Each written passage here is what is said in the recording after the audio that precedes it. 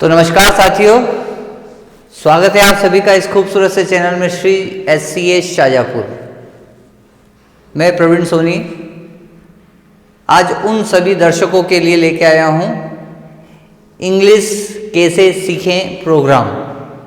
आज इस प्रोग्राम की शुरुआत है, तो जो भी दर्शक इस प्रोग्राम को देख रहे हैं, इस वीडियो को देख रहे हैं, इस क्लास को देख रहे हैं, वो मेरे साथ बने रहें, क्योंकि आज मैं सिखाने वाला हूँ इंग्लिश कैसे सीखें।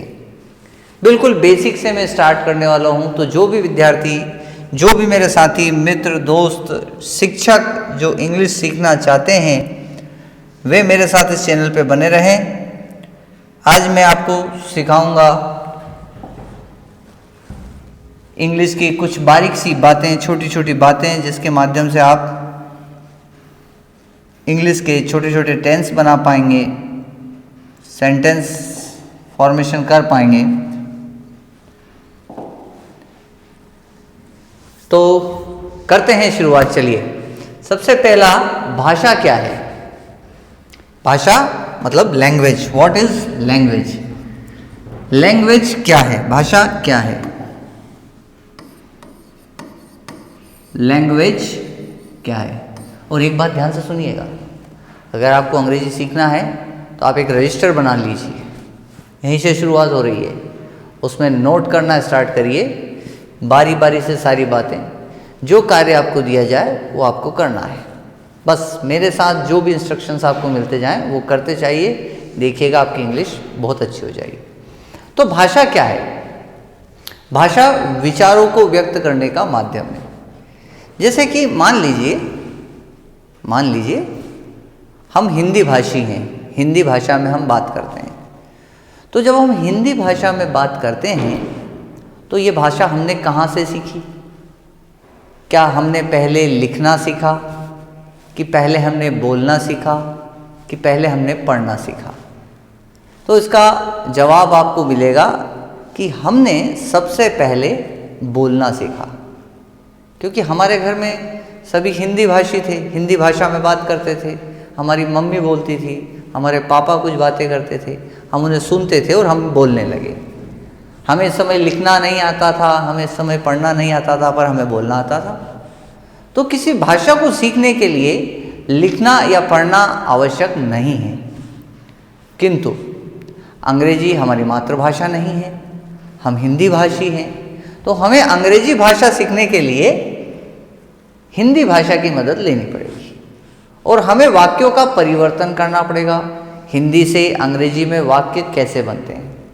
तो भाषा की शुरुआत वर्णमाला से होती है। सबसे पहले आता है वर्णमाला। वर्णमाला, जैसे आप अंग्रेजी की वर्णमाला देखें तो ABCD, ये सब अंग्रेजी की वर्णमाला है। हिंदी वर्णमाला देखें तो अनार, आम, ये सब हिंदी वर्णमाला है ना। ऐसे और भी कई सारी भाषा हैं जिनकी वर्णमाला होती है। पहले वर्णमाला सीखते हैं, वर्णमाला को मिला मिलाकर फिर बनते हैं शब्द, और फिर शब्दों को एक व्यवस्थित क्रम में जमाते हैं तो बनता है वाक्य। वाक्य क्या होता है? शब्दों को सुव्यवस्थित क्रम में जमाना ही वाक्य होता है। कि मेरी यह पुस्तक है, ये एक वाक्य है, पर यह वाक्य ठीक नहीं है। इसको मैं इस तरह से लिख सकता था, यह मेरी पुस्तक है। ये वाक्य बिल्कुल ठीक है, किंतु ऊपर वाला वाक्य ठीक नहीं है। अगर ऊपर वाले वाक्य को देखें तो इसमें 4 शब्द है, 1 2 3 4। यह मेरी पुस्तक है। वो नीचे वाला 4 शब्द हैं, 4 शब्द से मिलकर ये वाक्य बना है। तो इस वाक्य में शब्दों का क्रम सही नहीं है। तो शब्दों का क्रम सही नहीं है, इसलिए ये वाक्य गलत है और ये वाक्य सही है। तो भाषा को सीखने के लिए शब्दों का क्रम भी सीखना पड़ता है। मैं ज़्यादा समय नहीं लूँगा, बहुत सरल सी बात है कि भाषा क्या है। भाषा अपने विचारों को व्यक्त करने का माध्यम है। आप हिंदी में बात करें या आप इंग्लिश में बात करें, तो फिर इंग्लिश क्यों सीखें? क्योंकि सारा अध्ययन आजकल इंग्लिश में हो गया है। इंग्लिश एक इंटरनेशनल लैंग्वेज हो गई है। आप किसी राज्य में चले जाएं जहाँ हिंदी नहीं बोलते हैं, पर आपको अगर अंग्रेजी बोलना आती है तो आपका काम चल जाएगा, क्योंकि वहाँ के लोग अंग्रेजी आसानी से समझते हैं।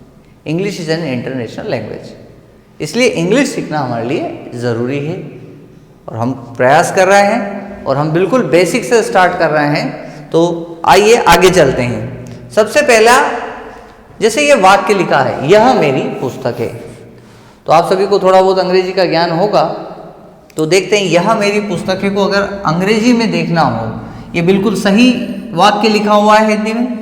यह के लिए लिखा आता है दिस, यह को अंग्रेजी में कहते हैं दिस, मेरी को कहते हैं माय, पुस्तक को कहते हैं बुक और है को कहते हैं इज। ये सारे हिंदी शब्द हैं, ये सारे शब्द हिंदी हैं और ये सारे शब्द या इंग्लिश में कहें वर्ड्स इंग्लिश में। तो यह मेरी पुस्तक है इंग्लिश में क्या बना, दिस माय बुक इज, पर ये गलत है। इंग्लिश में शब्दों को सही क्रम में जमाना पड़ता है। We have to arrange words in right order, तब जाके सेंटेंस बनता है। तो इसका करेक्ट सेंटेंस क्या बनेगा, दिस इज माय बुक। तो जो बच्चे होते हैं प्रारंभिक में इंग्लिश सीखते हैं, उनको समस्या आती है कि ये अरेंजमेंट कैसे हुआ। इसके कुछ फॉर्मूले हैं, कुछ टेक्निक्स हैं, करते करते अभ्यास करते करते आप इसको सही क्रम में जमाना सीख जाएंगे। तो आगे बढ़ते हैं, वो क्रम क्या है वो देखते हैं। फिर मुद्दा आता है कि वाक्य कितने प्रकार के होते हैं। ध्यान रखिए, कॉपी निकाल लीजिए, कॉपी में आप नोट करते चलिए, जहां जरूरत लगे वहां वीडियो को पुश करिए, नोट करिए, फिर प्ले करिए, आगे बढ़िए। आपका अपना चैनल है, आपको अंग्रेजी सीखना है, तो मेरे साथ एक एक चीज़ों को नोट्स में करते जाएं, नोट में लिखते जाएं और आगे बढ़ते जाएं। और क्लास खत्म होने के बाद दोबारा से उस नोट को एक बार रिवाइज कर लें। फिर अगली क्लास जो आपको वर्क मिले उस वर्क को करते जाइए। बस बड़ा आसान है सीखना। वीडियो पे बने रहें, आपको मैं आगे तक ले जाऊंगा और ऐसे कई वीडियो बार बार आते रहेंगे अपने चैनल पर। ये आपका अपना खूबसूरत सा चैनल है SCA शाहजहाँपुर। तो देखिए, सेंटेंस 4 प्रकार के होते हैं, असर्टिव, इंटरोगेटिव, इंपरेटिव और एक्सक्लेमेटरी सेंटेंस। हिंदी में कहें कथनवाचक वाक्य। आप कोई कथन कहें, वह जाता है, वह खाता है, ये सब कथन है। या आप कह सकते हैं वह नहीं जाता है, वह नहीं खाता है, ये कथन है, ऐसे कथन कहलाते हैं। इंटरोगेटिव मतलब प्रश्न, हम किसी से कोई प्रश्न पूछ रहे हैं कि क्या तुमने खाना खाया, क्या तुम बाजार जाओगे, तो ऐसे प्रश्न, ऐसे जो वाक्य होते हैं वो प्रश्नवाचक होते हैं। तीसरा इंपरेटिव सेंटेंस। इंपरेटिव सेंटेंस मतलब आज्ञावाचक वाक्य। किसी को हम आज्ञा देते हैं, तुम ऐसा काम करो, तुम ऐसा काम मत करो, तुम्हें कल वहाँ जाना है, ऐसे कोई वाक्य होते हैं आज्ञावाचक। एक्सक्लेमेटरी सेंटेंस, विस्मयादि बोधक वाक्य। इन सारे वाक्यों को हम आगे समझाएंगे कि वाक्य कैसे बनते हैं। अपनी कॉपी में नोट कर लीजिए इन वाक्यों को, ठीक है, और इनको याद रखिए। Assertive sentence, interrogative sentence, imperative sentence, exclamatory sentence. आगे बढ़ते हैं। यहाँ से शुरुआत होती है हमारे इंग्लिश सीखने की। और इंग्लिश ना बहुत ही सरल भाषा है, बस आपको क्या करना है, मेरे साथ बने रहना है और 1 बाय 1 जो बात मैं बता रहा हूँ वो बात आपको सीखना है। हमारे इंग्लिश सीखने की शुरुआत होती है। सबसे पहले इंग्लिश सीखने के लिए हमें समझना पड़ेगा काल। काल का मतलब होता है टाइम, समय। काल का मतलब क्या होता है, टाइम, समय। समय हम सभी समझते हैं, समय 3 प्रकार का होता है। एक होता है वर्तमान काल, जिसे इंग्लिश में कहते हैं प्रेजेंट। दूसरा होता है भूतकाल, जिसे इंग्लिश में कहते हैं पास्ट। और तीसरा होता है भविष्य काल। इसे इंग्लिश में कहते हैं फ्यूचर। इसको हम फील करते हैं, समझते हैं।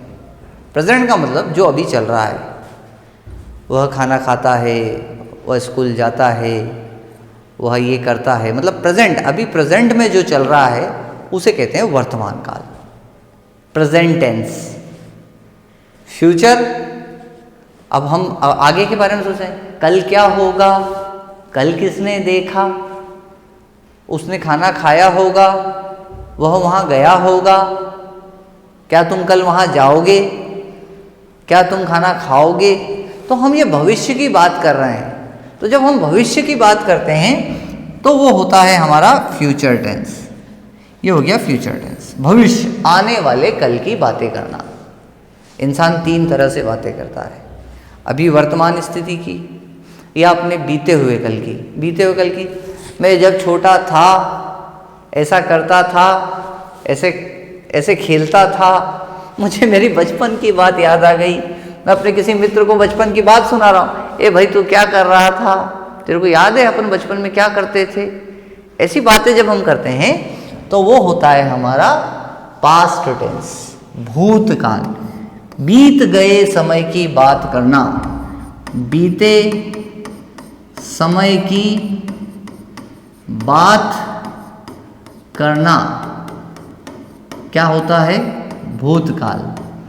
और भविष्यकाल क्या होता है, आने वाले समय की बात करना, जो आने वाला समय है, जो कुछ दिनों बाद होगा, अभी हमें पता नहीं क्या होगा। आने वाले समय की बात करना क्या कहलाता है बेटा, ये कहलाता है भविष्यकाल।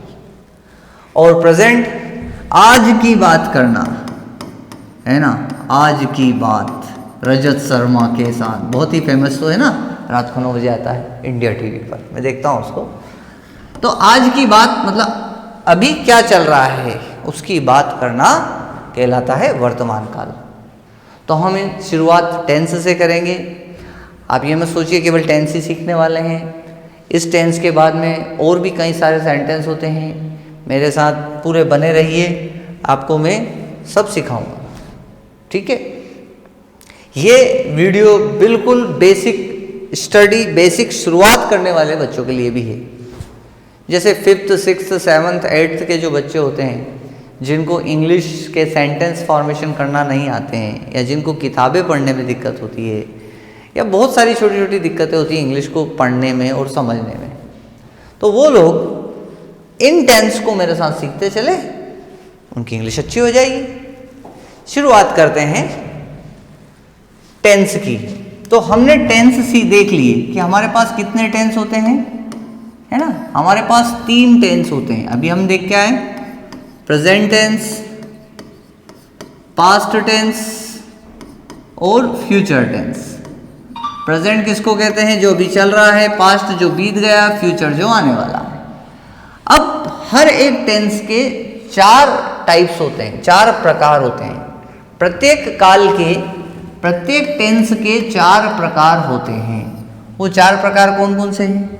पहला सिंपल टेंस, दूसरा कंटिन्यूअस टेंस, याद करें मेरे साथ, पहला होगा सिंपल, दूसरा होगा कंटिन्यूअस, तीसरा होगा परफेक्ट, चौथा होगा परफेक्ट कंटिन्यूअस। प्रत्येक टेंस के, जैसे यहाँ लिखा है सिंपल टेंस, तो इसके आप लिख लीजिए प्रेजेंट सिंपल टेंस, फिर आप लिख लीजिए प्रेजेंट कंटिन्यूअस टेंस, फिर प्रेजेंट परफेक्ट टेंस, फिर प्रेजेंट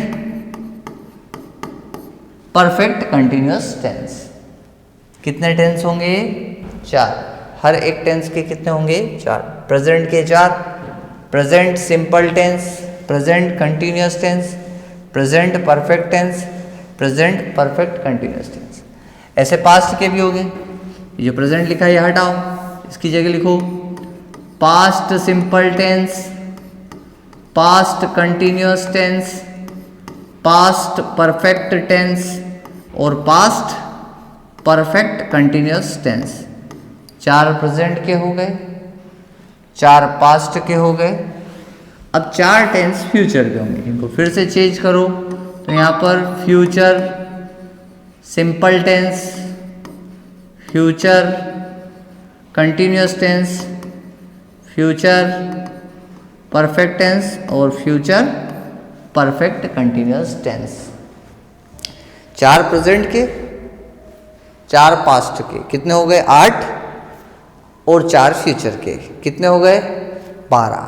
टोटल कितने टेंस पढ़ना है बच्चों हमको? 12 टेंस। कितने टेंस पढ़ना साथियों? 12 टेंस। हर टेंस की अपनी एक पहचान होगी। हम वाक्य को पहचाने कैसे कि कौन सा वाक्य किस टेंस का है, ये हमें पहचानना पड़ेगा। तो पहचान कैसे होगी? देखिए साथियों, जहाँ ज़रूरत लगे वहाँ पुश करके अपनी नोट्स में लिखें, ये सारी बातें अपने नोट्स में नोट करें। ठीक वैसे ही जैसे कोई स्टूडेंट क्लास में सीखता है ना, टीचर बोर्ड पे लिखाता है, उसके बाद उसको लिखना पड़ता है। आपके पास सुविधा है, वीडियो को पुश करें और नोट करें, फिर प्ले करें, फिर नोट करें, सीखते जाएं, 1 बाय 1 मेरे साथ सीखते जाएं। ठीक है, आगे बढ़ते हैं। तो अगले स्लाइड पे चलते हैं। सबसे पहले टेंस को हम स्टडी करते हैं। आज के लेक्चर में हम ये पहला टेंस ही स्टडी करेंगे। ठीक है, देखिए पहला टेंस क्या है? Present simple tense. Present simple tense की पहचान क्या है? सबसे पहले तो हमारे पास हिंदी में कुछ वाक्य लिखे आएंगे, उन वाक्यों को हमें पहचानना होगा कि ये वाक्य कौन से टेंस का है। ठीक है, अगर वो वाक्य हम पहचान लेते हैं तो फिर हम उसको इंग्लिश में कन्वर्ट करेंगे। तो क्या है, किसी भी वाक्य के अंत में यदि ता है, ती है, ते है आता है तो वे वाक्य प्रेजेंट सिंपल टेंस के अंतर्गत आते हैं। ये सिंपल सी बात है, याद रखना। जैसे उदाहरण लेता हूं मैं, जैसे पहला वाक्य देखिए क्या लिखा है, मैं जाता हूं, आखिरी में क्या लिखा है, ता हूं। तो किसी भी वाक्य के अंत में ता है, ती है, ते है, आता है तो वे वाक्य प्रेजेंट सिंपल टेंस के हैं। जैसे इस पहले वाक्य में फिर से देखिए क्या लिखा है, मैं जाता हूं।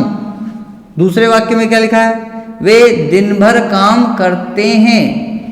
तीसरे में क्या आया, तुम खुश दिखते हो, तारे चमकते हैं, वह झूठ बोलता है, मैं रोज अंग्रेजी क्लास में जाता हूं और मैं SCA की चैनल पर पढ़ता हूं। आपके अपने खूबसूरत से चैनल SCA शाहजहाँपुर में आप पढ़ाई कर रहे हैं, इंग्लिश सीख रहे हैं। तो आखिरी में आप इसमें देखें सभी में कि आखिरी में ता है, ते है, ते है, ते है, ता है, ता है, ता हूं आ रहा है। तो इस तरह के जो वाक्य आते हैं ये सारे वाक्य प्रेजेंट सिंपल टेंस के वाक्य हैं। इन वाक्य को इंग्लिश में कैसे लिखें मैं लिख के बताता हूं। जैसे मैं, आई, और जाना, जाना को कहते हैं गो, आई गो, मैं जाता हूं, वेरी सिंपल है ना। तुम खुश दिखते हो, you seems to be happy. थोड़ा कठिन हो गया, इसको इजी वे में भी हम करेंगे, कई तरह से हम किसी बात को समझा सकते हैं। वह झूठ बोलता है, ही टेल्स लाई। अब टेल्स, टेल का मतलब होता है बोलना, टेल का मतलब क्या होता है, बोलना। ही का मतलब होता है वह, और लाई का मतलब होता है झूठ। अंग्रेजी सीखने के लिए आपको कुछ छोटी छोटी बातें भी सीखना पड़ेगी। जैसे सब्जेक्ट, किसी सेंटेंस में पहचानना पड़ेगा सब्जेक्ट क्या है। सब्जेक्ट क्या होता है, जिसके बारे में हम बात करते हैं। जैसे वे क्या है, सब्जेक्ट। मैं क्या है, सब्जेक्ट। कौन कर रहा है, सब्जेक्ट को समझना पड़ेगा कि सब्जेक्ट कौन है। मैं जाता हूं तो मैं क्या हो गया, सब्जेक्ट। वे दिन भर काम करते हैं, कौन करते हैं, वे क्या हो गया, सब्जेक्ट। तुम खुश दिखते हो तो कौन खुश दिखता है, तुम, तो ये तुम क्या हो गया, सब्जेक्ट।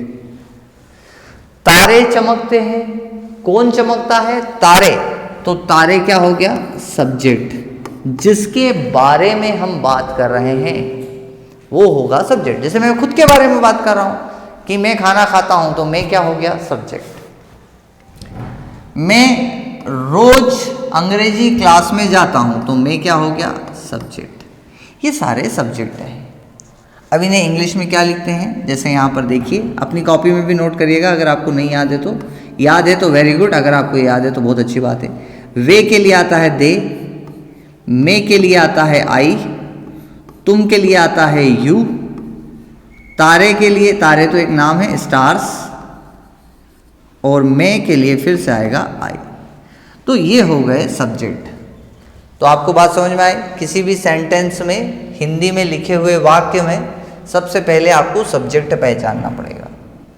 दूसरी बात, दूसरी इंपॉर्टेंट चीज जो है, इसमें आपको वर्ब पहचानना पड़ेगा। क्या पहचानना पड़ेगा? वर्ब। वर्ब को हिंदी में कहते हैं क्रिया। अगर आप हिंदी भाषी हैं, हिंदी पढ़ी है, तो आपको क्रिया का मतलब याद होगा। नहीं याद है तो मैं भी बता दूंगा। सब्जेक्ट का मतलब होता है कर्ता। कर्ता मतलब कर कौन रहा है? मैं खा रहा हूँ, वह जा रहा है। वर्ब का मतलब होता है क्रिया, कि कर कौन रहा है, ये क्रिया है, क्या कर रहा है, क्रिया। जैसे इसमें लिखा मैं जाता हूं, तो वो कर क्या रहा है? जा रहा है। जाना क्या हो गई? क्रिया। दूसरा वाक्य, वे दिन भर काम करते हैं। करते क्या है? काम। तो काम क्या हो गई? क्रिया हो गई। तुम खुश दिखते हो, तो तुम क्या करते हो? खुश दिखते हो, है ना? खुश दिखते हो, ये पूरी ही क्रिया हुई। अब यहाँ बच्चे को कन्फ्यूजन हो गया कि दिखते क्रिया है कि खुश है, तो आप यहाँ दिखते भी लिख सकते हो। दिखना भी क्रिया हो सकती है, कि वो दिख रहे हैं तो वो क्रिया हो सकती है। दिखते हो, खुश दिखते हो, तो दिखते क्रिया हो गई। तारे चमकते हैं, तारे क्या करते हैं? हमेशा हमेशा सेंटेंस से पूछ लो क्या करता है, तो वो जो करता है वो क्रिया हो गई। तो यहाँ लिखा चमकते, तो ये चमकते हो गई क्रिया। चमकते क्या हो गई? क्रिया। वह झूठ बोलता है। कर क्या रहा है? बोलना, बोल रहा है, बोलता है, तो बोलना हो गई क्रिया। तो अब बात ये निकलती है कि ये सब क्रिया हैं, तो इनके इंग्लिश मतलब भी हमें आना चाहिए। बहुत सिंपल सी बात है। ये हिंदी है, इसको इंग्लिश में क्या बोलते हैं वो हमें आना चाहिए। जैसे जाना को बोलते हैं गो, काम को बोलते हैं वर्क, है ना? दिखना को बोलते हैं लुक। दिखने के कई सारे इंग्लिश में वर्ड्स हैं, शब्द हैं। वो लुक भी हो सकता है, सी भी हो सकता है। चमकते को कहते हैं टिंकलिंग, ट्विंकल, है ना? बचपन में सिखाते हैं ना, twinkle twinkle little star. Twinkle भी कह सकते हो, चमकने को शाइन भी कह सकते हो। और अगला आ रहा है बोलना, तो बोलने को हम कह सकते हैं स्पीक। क्या कह सकते हैं? स्पीक। तो ये शब्द हैं जो आपको याद करना पड़ेंगे। अगर आपको याद है तो वेरी गुड, नहीं याद है तो इनको याद करें, अपनी कॉपी में नोट कर लें। वीडियो पुश करें, नोट करें। आगे बढ़ते हैं। हो गया नोट? चलिए आगे बढ़ते हैं। देखिए, प्रेजेंट सिंपल टेंस वाक्यों की रचना के नियम। कैसे हम सिंपल टेंस के वाक्यों की रचना करेंगे, आप नोट करते जाइएगा, ठीक है? 6 पेजेस हम पढ़ चुके हैं, ये आपकी कॉपी में नोट हो जाने चाहिए। मैं एक बार फिर रिपीट कर देता हूँ। अभी तक आपने क्या पढ़ा? भाषा क्या होती है? लैंग्वेज वर्णमाला से प्रारंभ होती है, शब्द बनते हैं, शब्द से फिर वाक्यों के निर्माण होते हैं। तो वाक्य निर्माण में शब्दों को सही क्रम में जमाना पड़ता है। जैसे यह मेरी पुस्तक है, ठीक है, ये सही क्रम है। अगर ये लिखें मेरी यह पुस्तक है, तो ये क्रम सही नहीं है। दूसरे पेज पे हमने पढ़ा था यही वाला एग्जाम्पल कि यह को दिस, मेरी को माय, बुक को पुस्तक कहते हैं और हे को इस कहते हैं। अगर हम इसे लिखते दिस माय बुक इस, तो ये सेंटेंस गलत होता। मतलब अगर हमें वाक्य बनाना है तो वाक्य फॉर्मेशन के कुछ रूल्स होते हैं कि पहले कौन आएगा, बाद में कौन आएगा, ऐसे रूल्स। जो अब मैं आपको रूल्स ही पढ़ाने वाला हूँ कि पहले कौन आएगा, बाद में कौन आएगा। तो इसका सही फॉर्मेशन है दिस इज माई बुक, ये सारे बच्चे जानते हैं जो छोटी क्लासेस में पढ़ते हैं, उनको प्रैक्टिस कराई जाती है। This is my pen, this is my book, this is my bag, this is my school, this is my parents, this is my father, this is my mother. तो उनको प्रैक्टिस हो जाती है, दिस इज माई बुक। वो direct arrange कर लेते हैं, उनको याद होता है, बार बार बोलने से प्रैक्टिस हो जाती है। ऐसे ही तो कोई बच्चा इंग्लिश सीखता है। बोलते हैं ना कि कोई बच्चा स्कूल नहीं गया है ना, स्कूल नहीं गया, उसने कोई किताब नहीं उठाई, उसने कोई कलम नहीं उठाई, फिर भी वो हिंदी बोलता है। तो कैसे बोलता है? अरे उसके माता पिता बोलते हैं ना, इसलिए वो बोलता है हिंदी। ऐसे ही इंग्लिश का है। पर हम लोगों को हिंदी से इंग्लिश सीखना है, तो हिंदी से इंग्लिश सीखना है तो हमें टेंस सीखना पड़ेगा। या फिर ऐसा करें, आप किसी इंग्लिश बोलने वाले को सुने सुने सुने सुनते रहें और फिर बोलें। इतना माहौल हमें मिल नहीं पाता। इसलिए पहले हम क्या करें, सेंटेंस फॉर्मेशन सीखें। पहले हम कॉपी और पेन से प्रैक्टिस करें और फिर अपन घर पे करते रहें, है ना। मेरे साथ पढ़ते रहे तो आप सब सीख जाएंगे। तीसरा पेज है, वाक्य कितने प्रकार के होते हैं। नॉट इम्पॉर्टेंट, इतना ज़्यादा इंपॉर्टेंट नहीं है, पर आपको याद रखना है। आपको इंग्लिश सीखने से इसका कोई मतलब नहीं है, इसके बिना भी आप इंग्लिश सीख सकते हैं, है ना। तो ये वाक्य आप लिख लीजिएगा। काल, यहाँ से हमारी इंग्लिश सीखने की शुरुआत होती है। हिंदी से इंग्लिश हम कैसे सीखेंगे। तो काल 3 प्रकार के होते हैं, याद हो गया होगा आपको। Present tense, past tense, future tense. Present tense जिसमें हम भविष्य की बात, प्रेजेंट टेंस मतलब आज की बात करेंगे, भूतकाल। पास्ट टेंस मतलब हम बीते हुए कल की बात करेंगे। फ्यूचर टेंस मतलब हम आने वाले समय की बात करेंगे, तो इसको हम फ्यूचर टेंस कहेंगे। तो आप समझ गए होंगे इनके वाक्य कैसे बनते हैं। वर्तमान काल के, वह खाता है। भूतकाल के, उसने खाया था। और भविष्य काल के, वह खाएगा। समझ रहे हो? अगर कोई खाना खा रहा है तो हम कह रहे हैं वो खाना खाता है, ये हो गया प्रेजेंट। और किसी ने खा लिया है तो उसने खाना खा लिया है, तो वो भूत हो गया, निकल चुका ना, उसका हो गया काम। और कोई खाना खाने वाला है तो हम कहें वो खाना खाएगा, ये हो गया आपका भविष्य काल। ठीक है, तो 3 प्रकार के काल है। अब इसके कई सारे प्रकार है, अभी हम बता चुके हैं आपको। ये हमने आपको बताया कि प्रत्येक काल के 4 प्रकार होते हैं। हर एक काल के कितने प्रकार होंगे? 4 प्रकार। Present tense, past tense, future tense के ये 4 प्रकार होंगे। प्रेजेंट सिंपल टेंस बनेगा, फिर प्रेजेंट कंटिन्यूअस टेंस बनेगा, फिर प्रेजेंट परफेक्ट टेंस बनेगा, फिर प्रेजेंट परफेक्ट कंटिन्यूअस टेंस बनेगा। ऐसे ही पास्ट के 4 टेंस बने, past simple, past continuous, past perfect और पास्ट परफेक्ट कंटिन्यूअस। ऐसे ही फ्यूचर के फिर 4 टेंस बनेंगे। Future simple tense, future continuous tense, future perfect tense and future perfect continuous tense. ऐसे हम टेंसेस बनाएंगे। अब इनकी पहचान होगी, हर एक टेंस की अपनी एक पहचान होगी। जैसे हमने शुरुआत करी प्रेजेंट सिंपल टेंस से। हमने शुरुआत कहाँ से करी? प्रेजेंट सिंपल टेंस से। तो प्रेजेंट सिंपल टेंस की पहचान क्या है? किसी भी वाक्य के अंत में यदि ता है, ती है, ते है आता है तो वो वाक्य प्रेजेंट सिंपल टेंस के अंतर्गत आते हैं। तो इसकी ये पहचान हो गई। उदाहरण हमने यहाँ लिखे हैं, आप अपनी कॉपी में नोट कर लीजिए। मैं जाता हूँ, वे दिन भर काम करते हैं, तुम खुश दिखते हो, तारे चमकते हैं। सभी वाक्यों के अंत में ता है, ती है, ते है, आ रहा है। तो ये सारे वाक्य प्रेजेंट सिंपल टेंस के हैं। अब इसमें मैंने आपको फिर बताया कि इसमें आपको पहचानना होगा कि हर एक टेंस में सब्जेक्ट क्या है। तो सब्जेक्ट में हमें ये देखना होगा कि कौन, तो मैं, वे, तुम, तारे, कौन, आखिर कौन, किसकी बात कर रहे हैं हम। तो जिसकी हम बात करते हैं, जो करता है, जो कर रहा है, वो सब्जेक्ट है। वे, मैं, तुम, तारे, मैं, ये सब क्या है? ये सब आपके कर्ता हैं। वर्ब, वर्ब का मतलब वो कर क्या रहे हैं। जैसे ये काम कर रहा है, ये खुश दिखते हैं, ये चमकते हैं, ये बोलते हैं, ये जाता है, ये पढ़ता है। तो ये पढ़ना, जाना, बोलना, चमकना, दिखना, काम करना, ये सब क्या है? ये सब वर्ब्स हैं, क्रियाएं हैं। तो सेंटेंस फॉर्मेशन में हमें ये देखना पड़ेगा सब्जेक्ट कौन है, वर्ब कौन है, ऑब्जेक्ट कौन है, और जो बचा हुआ भाग है, जो बचा हुआ भाग है उसको हम कहते हैं ऑब्जेक्ट। तो इन सबको एक क्रम में जाना पड़ता है। और वो क्रम क्या है? तो प्रेजेंट सिंपल टेंस की पहचान और बनाने का जो क्रम है वो यहाँ लिखा है। इसको आप नोट कर लीजिए। प्रेजेंट सिंपल टेंस को बनाने का क्रम ये है, subject plus verb plus S या ईएस प्लस ऑब्जेक्ट। मतलब सबसे पहले आपको सब्जेक्ट लिखना पड़ेगा। जैसे मैं बाजार जाता हूँ, देखिए आपने टेंस पहचान लिया। ये वाक्य है मैं बाजार जाता हूँ। तो आखिरी में आया ता हूँ, इसका मतलब ये प्रेजेंट सिंपल टेंस है। तो हमने पहचान लिया कि ये प्रेजेंट सिंपल टेंस है।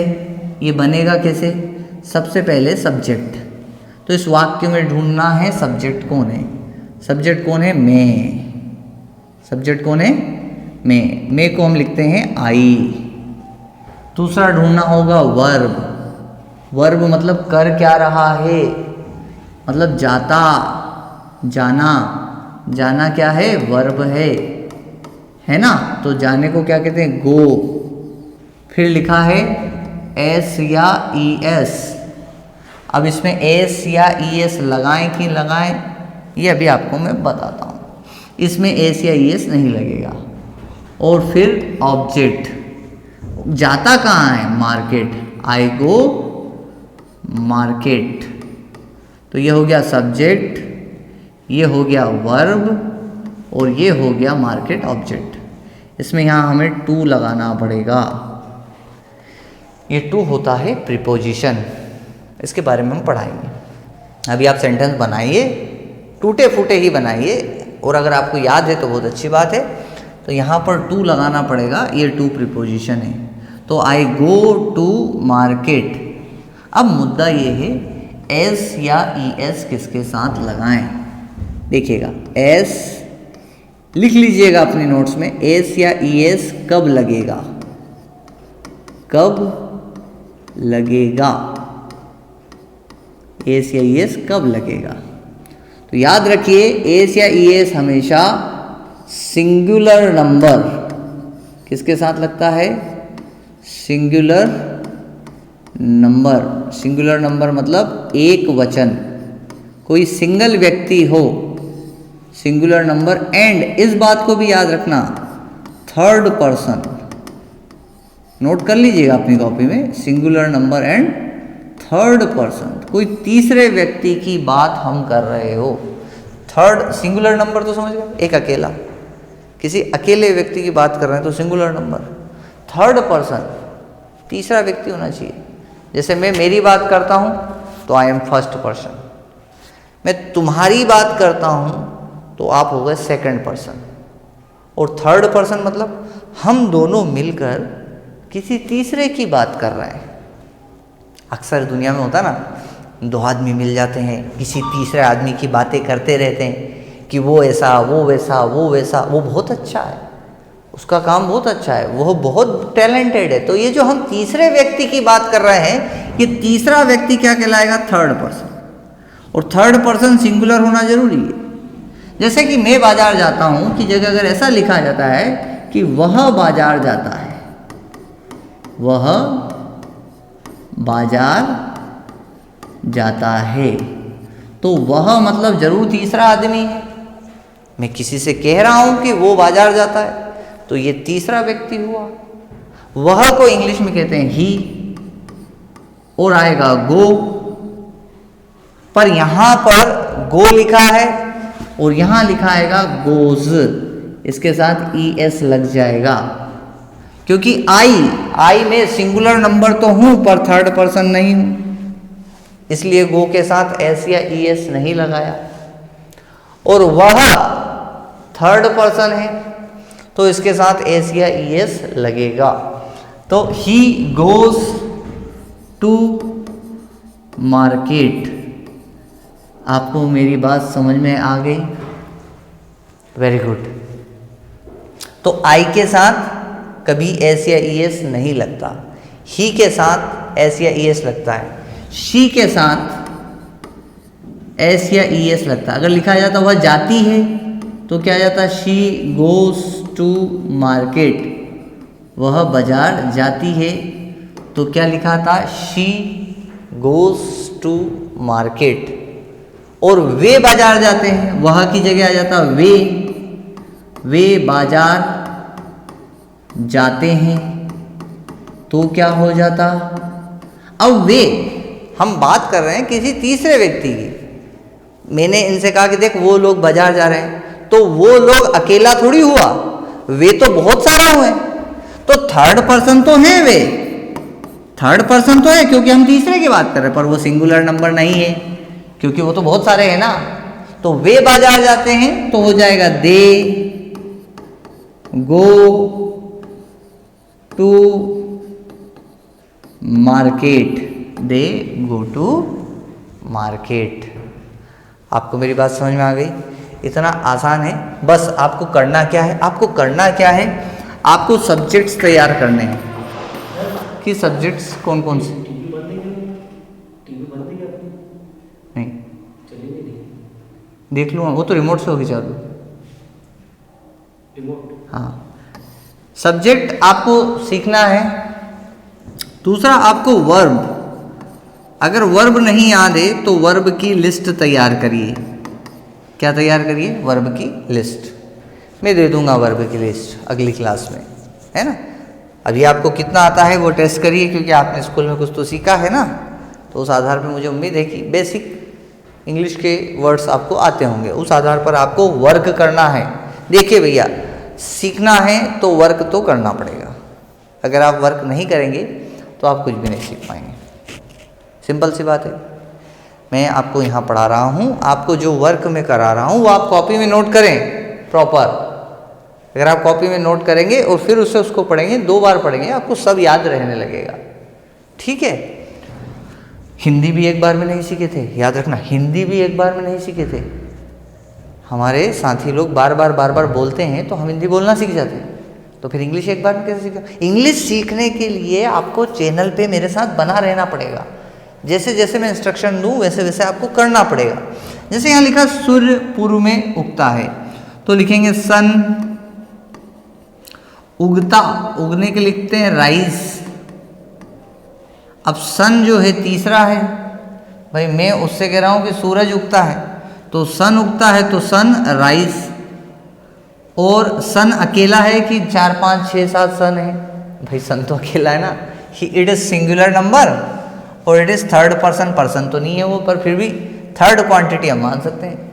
तो सन राइज की जगह क्या आ जाएगा? राइजेस। इसके पीछे लग जाएगा एस। तो सन हो गया सब्जेक्ट, राइज हो गया वर्ब, और पीछे हमने एस लगा दिया, तो सन राइजेस। तो इसका मतलब हो गया सूर्य उगता है, सूर्य उगता है। पर यहाँ लिखा है पूर्व में, तो में के लिए लिखा जाता है इन, और ईस्ट के लिए लिखा जाता है in east. Sun rises in east. पर ये सेंटेंस करेक्ट नहीं है। क्या गलतियां हैं? पूरे ब्रह्मांड में, नहीं ब्रह्मांड तो ज़्यादा बड़ा हो जाता, पूरी दुनिया में एक ही सूर्य है, हमारे सोलर सिस्टम में एक ही सूर्य। तो इंग्लिश कहती है कि जो अकेला हो उसको आगे लगाओ the sun rises in the east. East, east is direction, पूर्व एक दिशा है, तो दिशा के भी आगे लगाओ इन द ईस्ट, है ना। The sun rises in the east. या इनके आगे द नहीं लगाओगे तो भी चल जाएगा, और लगाओगे तो वेरी गुड, कोई बात नहीं भी लगाओगे चल जाएगा। The sun rises in east या इन द ईस्ट, द भी लगा तो चलेगा। ठीक। फिर रमेश अमेरिका में रहता है। अभी मैं आपको सिखा रहा हूं, अभी आपको बहुत सारे सेंटेंस बनाने हैं। देखिएगा, रमेश कौन रहता है? रमेश। तो हम 2 लोग बात कर रहे होंगे किसके बारे में? रमेश के बारे में। तो हम यहाँ लिखेंगे रमेश क्या करता है? रहता है। सब्जेक्ट हो गया, फिर रहता है तो क्या चाहिए? वर्ब। तो रहने के वर्ब क्या होता है? लिव। रहने को कहते हैं लिव, LIV। एक LIVE लिव होता है, एक LIVE होता है लाइव, सीधा प्रसारण। जब हम रहने की बात करेंगे तो हम पढ़ेंगे लिव। रमेश लिव। अब एस या ES लगाएं कि नहीं लगाएं? वर्ब के बाद देखना पड़ेगा एस या ES लगाएं या नहीं लगाएं। लगाना पड़ेगा, क्योंकि रमेश अकेला है, तीसरा व्यक्ति है, लिव है, तो लिव के पीछे लगाओ एस, लिव्स। कहाँ रहता है? अमेरिका में रहता है, तो इन अमेरिका। रमेश कहाँ रहता है? अमेरिका में रहता है। सेंटेंस फॉर्मेशंस में ये छोटी छोटी मिस्टेक्स हो जाती हैं, नहीं करना है। याद रखिए, एस या ES किसके साथ लगेगा? कम ऑन, याद करो, सिंगुलर नंबर थर्ड पर्सन के साथ एस या ES लगेगा। सिंगुलर नंबर मतलब एक अकेला व्यक्ति हो और थर्ड पर्सन हो मतलब तीसरा व्यक्ति हो जिसके बारे में हम बात कर रहे हैं, तो एस या ईएस लगेगा। तो रमेश लिव्स इन अमेरिका। वह सुबह जल्दी उठता है। इसका सेंटेंस कैसे बनाएंगे दोस्तों? बच्चों देखो कैसे बनेगा इसका सेंटेंस। मित्रों, साथियों, जो भी अंग्रेजी सीख रहा है मेरे साथ उन सबको मैं संबोधित कर रहा हूं। देखो भाई कैसे सीखते हैं, है ना। वह सब्जेक्ट है, क्या लिखेंगे? ही उठता, उठने को कहते हैं वेकअप। ये याद होना चाहिए आपको। वेकअप मतलब उठना। अब ये तीसरा आदमी है, सिंगल है, तो वेकअप्स। सुबह जल्दी उठता है, अर्ली मॉर्निंग।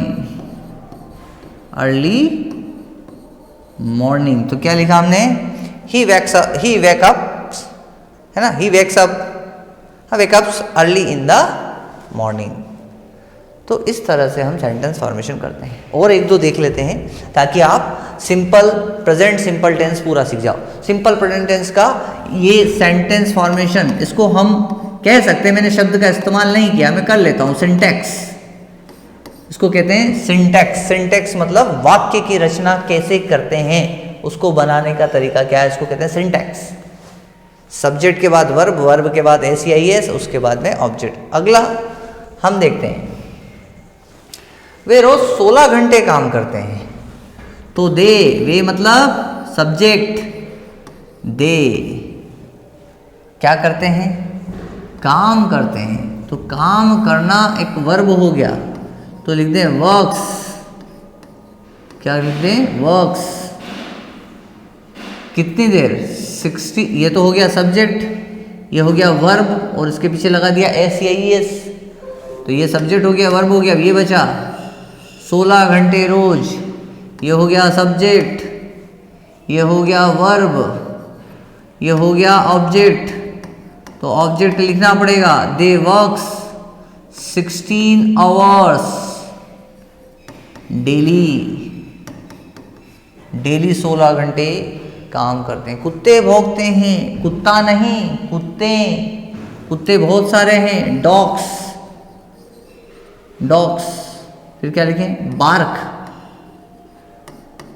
करेक्ट है। अगर लिखा होता कुत्ता भौंकता है, क्या लिखा होता? कुत्ता भौंकता है, तो कुत्ता तो अकेला है, सिंगल है। कुत्ते बहुत सारे हुए, कुत्ता अकेला है और तीसरा है, हम दोनों बात कर रहे हैं ना, कुत्ता भौंकता है। अच्छा, कुत्ता भौंकता है। कुत्ता काटता भी है, इसका तुम बना के देखना, कुत्ता काटता है, तो कुत्ता भौंकता है तो हो जाएगा डॉग।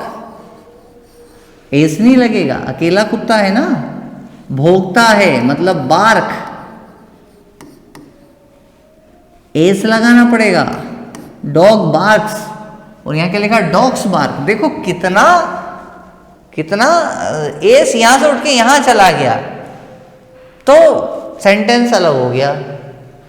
कुत्ते भौंकते हैं और कुत्ता भौंकता है, अंतर है ना। ठीक है, अब इसका सेंटेंस आप बनाइएगा, थोड़ा बड़ा है, फिर आपको सिखाएंगे। ये आप सब सीख गए हैं। आप वीडियो को पुश करिएगा और ये सब नोट कर लीजिएगा। ये जो सब सिखाया है आपको, ये नोट कर लीजिएगा। फिर आप इसको भी नोट करिएगा। और आपके लिए वर्क है, ये आपका गृह कार्य है। मेरी बात ध्यान से सीखें, सुने। जो आपको कार्य दिया जा रहा है, आपको अपने रजिस्टर में लिखना है, बनाना है, चाहे गलत बने। सही बनता है वेरी गुड, गलत बनता है तो भी बनाइए। सीखना है ना अंग्रेजी, बनाइए। ये बहुत सरल लग रहा है, आपको याद है, बहुत बेसिक इंग्लिश है, तो कोई बात नहीं, एडवांस इंग्लिश भी हम बना रहे हैं वीडियोस आपके लिए। तो आप पहले ये सारे वाक्य बनाए, चाहे सही बने या गलत, है ना। मैं बाद में ये सारे वाक्य बना के आपको बताऊंगा, फिर आप मैच करिएगा कि सही बने या गलत। मैं भी आपके साथ प्रैक्टिस करूंगा ना, पहले आप बना लीजिए, कल मैं आपको ये सारे वाक्य बताऊंगा। फिर नोट कर लीजिए वाक्य, वीडियो पुश करिए, नोट करिए। ठीक है, आगे बढ़ते हैं। ये वाले वाक्य भी आप नोट कर लीजिए, पुश करिए, नोट करिए। इन वाक्यों को नोट कर लीजिए, वीडियो पुश करिए, नोट कर लीजिए। बहुत सारा है सर ये तो। अरे इतना काम नहीं करोगे तो सीखोगे कैसे? करते करते सीख जाओगे। बचपन में पूछते थे इतनी सारी बातें कौन करता है, इतना बोलना पड़ता है क्या? हाँ, करो मेरे साथ। करोगे नहीं तो सीखोगे कैसे? करते जाओ बस। ये सब लिख लो अपनी कॉपी में। लिखते समय आप ये सोचते रहिएगा कि इसका इंग्लिश में क्या बोलेंगे, इसको इंग्लिश में क्या बोलेंगे। ऐसे सोचने लिखने से आप सीख जाएंगे। वर्क करते चलिए, धीरे धीरे आपको बहुत आसान लगने लगेगा। ये सब लिख लीजिए अपनी नोट्स में। इनके इंग्लिश सेंटेंस बनाना है आपको, ठीक है? थोड़ी देर बाद हम मिलेंगे। ये सब भी लिख लीजिए, पुश करिए और नोट करिए। ये सारे वाक्य भी नोट कर लीजिए। इन सब के इंग्लिश सेंटेंसेस बनाइए। मिलते हैं आपसे थोड़ी देर बाद। धन्यवाद। लिखते रहिए।